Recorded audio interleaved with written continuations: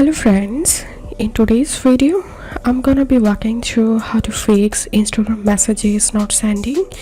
But before getting started this video, make sure to subscribe 5-minute solution. So the first method is to fix message not sending is open your Instagram app and open your profile and tap on the three-line icon to the right hand corner. Tap on settings, tap on privacy, and here you'll find messages, so click on that, scroll down and tap on who can add you to groups and select only people you follow on Instagram. And after that, cross Instagram and open your Instagram again and hope your problem will fix now. And if you're still facing the same problem, then open your phone settings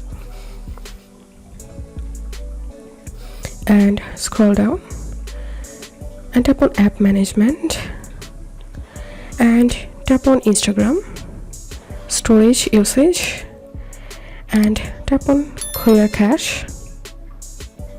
And after that, open your Instagram again and hope your problem will fix now.